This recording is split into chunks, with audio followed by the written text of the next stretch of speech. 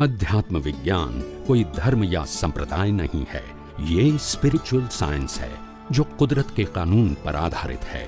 ये विज्ञान पूरे ब्रह्मांड के सभी रहस्यों को उजागर करता है और जीवन के सभी पहलुओं को समझने के लिए एक नई दृष्टि देता है। इसी को आर्ट ऑफ विजन कहते हैं, दुनिया को देखने की एक नई दृष्टि, जो अध्यात्म विज्ञानी परम पूज्य स्वामी श्री कमलेशानंद जी के निर्देशन में सनातन सत्य का अनुसंधान कर हमारे जीवन को प्रकाशित करे। जय सच्चिदानंद।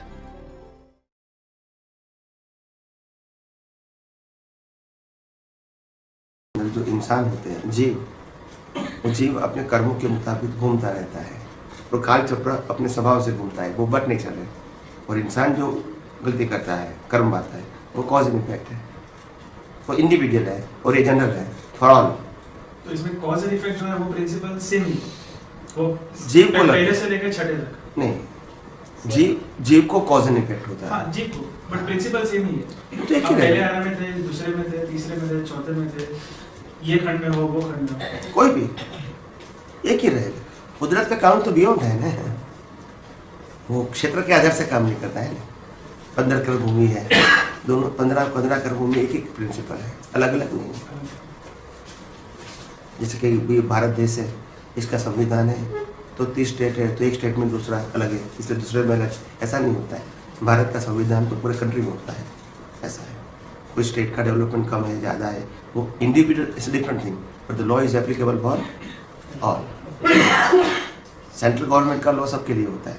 डेवलपमेंट इंटरनल अलग अलग हो सकता है, भौतिक का हो, धार्मिक का हो, या एजुकेशन का हो, या मेडिकल फील्ड का हो, एग्रीकल्चर का हो, मैन्युफैक्चरिंग का हो, वो सबका अलग अलग हो सकता है। मगर भारत का संविधान सबके लिए एक ही रहेगा, ऐसा नहीं, कुदरत का कानून एक ही रहेगा।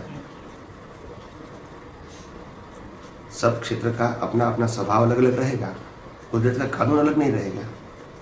जैसे अफ्रीका अंडर डेवलप है, भारत मध्यम है, एशिया और यूरोप अमेरिका डेवलप है, तो वो तो रहेगा भौतिक दृष्टि से। मगर कुदरत का कानून सबके लिए क्या है, डेवलपमेंट के आधार से कम है, ज़्यादा है, सब नहीं, वो एक ही है सबके लिए। नहीं माने तो भी यही है। कभी कभी मतलब ऐसा लगता है कि हम उदय कर्म के नाम से बेनिफिट उठा लेते हैं, तो वो कैसे डिफरेंस समझने का, क्योंकि कई बार ऐसा होता है कि मतलब चीज़ हो गई तो हम बोलते हैं हाँ वो तो उदय कर्म था करके छोड़ देते हैं, तो वो कैसे समझेगा कि उस टाइम पे चार्ज किया था या डिस्चार्ज था? वो नहीं है तो डिस्चार्ज, मगर लाभ लेने का मतलब यही होता है कि आपके विजन रिलेटिव सत्य है। लाभ और नुकसान ही रिलेटिव सत्य है। आध्यात्म में तो प्रॉफिट एंड लॉस होता ही नहीं है, तो ज्ञान निकालना है। जब रिलेटिव सत्य में चले गए तो मिस यूज कर सकते हैं कोई भी चीज़ का। जैसे चाकू होता है तो हमको साग संवारने के लिए होता है, ठीक है, सब्जी के लिए होता है, ठीक है, मैं किसी को मार भी सकते हैं ना। इसमें चाकू की गलती क्या है? चाकू की गलती है तो मिसयूज करना है तो कोई भी कर सकते हैं, इसमें क्या करेंगे? इसमें इंस्ट्रूमेंट की गलती नहीं। वो मिसयूज भी होगा तो भी उसका फिर अपना कर्म की इधर से और किसका भी दोनों का हिसाब दोनों का उसके हिसाब से इसके हिसाब से ही होगा। मगर फिर भी ये होने के बाद जब आपके पास अज्ञान होगा, क्या होगा? तो कर्म तो बनेंगे। उदय कर्म है वो एक अलग बात है, उदय कर्म तो कंपलसरी है, मगर उदय कर्म के साथ अज्ञान रहेगा तो नया कर्म भी बनेगा, भले उदय कर्म है फिर भी। लेकिन वो टाइम पे अपने सेपरेशन रह गया कि अपने जो किया तो उसने किया है, वो टाइम पे सेपरेशन मैं और अपना ये किया हुआ दोनों अलग है, तो वो टाइम पे नया कर्म नहीं बनेगा ना। फिर नया कर्म तो बनेगा, मगर वो मोक्ष मार्ग के लिए लायक और सहायक है।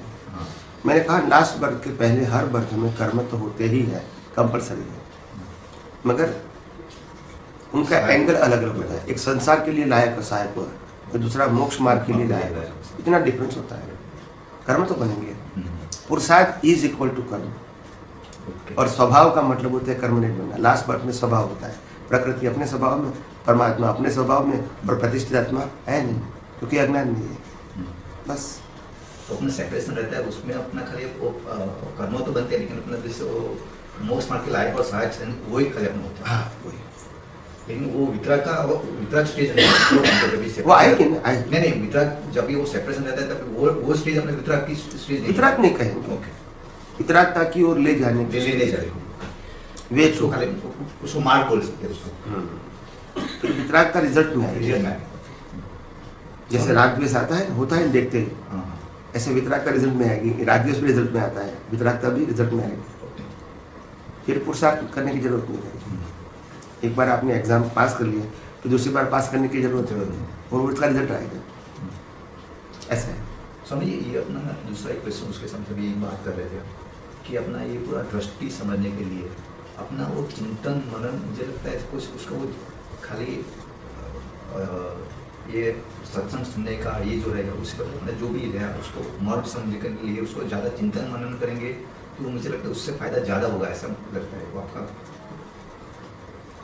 चिंतन मनन तो बराबर है, चिंतन मनन से ज़्यादा है ऑब्जर्वेशन। ऑब्जर्वेशन ऑब्जर्व करते रहो तो उसमें से आपको कुछ क्लू निकलेगा। ऑब्जर्व नहीं करोगे तो छोटी बात में फंस जाओगे। आपको आपका विजन ब्रॉड बनाना है, छोटी बातों को पकड़ के रहोगे तो आगे नहीं जा सकते, वहाँ पकड़ के रहोगे। लेकिन ऑब्जर्वेशन, लेकिन अपना स्वामी जी ऑब्जर्वेशन सर एक बार ऑब्जर्व कर लिया, लेकिन कभी लगे तो अपना आपको मन को सेटिस्फेक्शन होता है, संतोष नहीं, तो कंटिन्यूअस प्रोसेस वो होता टाइम है। पे आपको थोड़ा अपना एक शांत मन वहाँ शांत जगह पे जाके आपको थोड़ा वो टाइम पे चिंतन मनन करना पड़ता है। चिंतन मनन करना अच्छी बात है, जरूरी भी है, उसमें कोई मना नहीं है और करना भी चाहिए।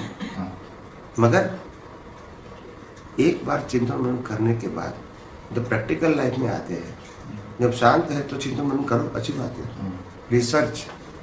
मगर जब आप प्रैक्टिस में होते, व्यवहार की प्रैक्टिस में, हाँ। तो ऑब्जर्वेशन वो ऑब्जर्वेशन करो प्रिया, उसका एप्लीकेशन हो जाएगा। हाँ। कि वहाँ पे अपना जो भी माइंड अपने का प्रिंसिपल जो भी आपका समझ में वो वहाँ पे अपना अप्लाई होना चाहिए। अगर वो अप्लाई बराबर नहीं हुआ तो इसका अपना still something is pending with. समझना है, ऑब्जर्व करना है, आपके विजन को बहुत ब्रॉड बनाना है। हमको सोचना है कि आखिर इस संसार में हम कुछ लेके आए थे, कुछ लेके जाने वाले हैं, दोनों में से एक भी नहीं है। शरीर भी साथ में आएगा, वो भी नहीं आएगा। ये संबंध, सत्ता, संपत्ति, साधन साथ में आएगा, वो भी नहीं आएगा। तो ये पूरी पैकेज के अंदर कौन सी बात को पकड़ के रखना है या बाईपास करना है, यू थिंक अबाउट। वैसे भी आपको बाईपास करती है वो, तो आप क्यों नहीं कर सकते हैं? क्यों स्टक हो जाते हैं? क्योंकि आपका राग द्वेष है। क्यों राग द्वेष है? क्योंकि अज्ञानता है। चित्त तो बाईपास करती है आपको, कंपल्सरी है। जैसे आज 20 तारीख हुई तो 19 तारीख और दिसंबर 2019 उस तारीख, इससे पहले का जीवन आपका समाप्त हो गया। यस और नो? यस, आपका ब्रीथ, आपकी लाइफ और आपका हिसाब क्या हो गया? पूरा समाप्त हो गया। समझ में आया? वो आपका जीवन समाप्त हो गया। अभी आज का ब्रीथ, आज का आयुष्य आज के लिए है, कल के लिए नहीं। तो ये ऑब्जर्वेशन करोगे, ब्रॉड विजन देखोगे, तब समझ में आएगा ना। अब करंट सब्जेक्ट में डीप में जाओगे तो समझ में नहीं आएगा। बरोबर। You to observe. यस,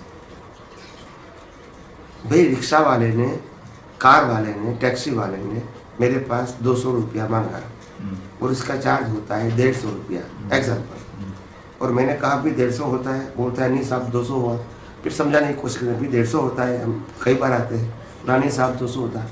तो हमको एक दो बार पूछना है करेक्शन के लिए, फिर छोड़ देने का है, इसका वेट नहीं देना है, क्योंकि हमारा लाइफ 50 रुपया की वैल्यू वाला नहीं है। हमारा विजन, हमारा उपयोग वो 50 रुपये की वैल्यू वाला नहीं है।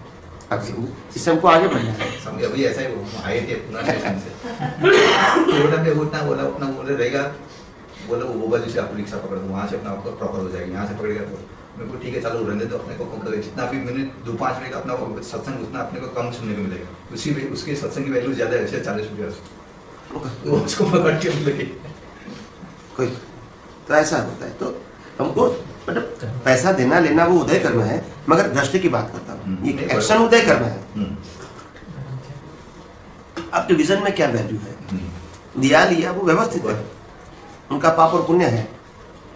तो एग्जाम्पल इसलिए देते ताकि आपका विजन क्या होना चाहिए वो बताता हूँ।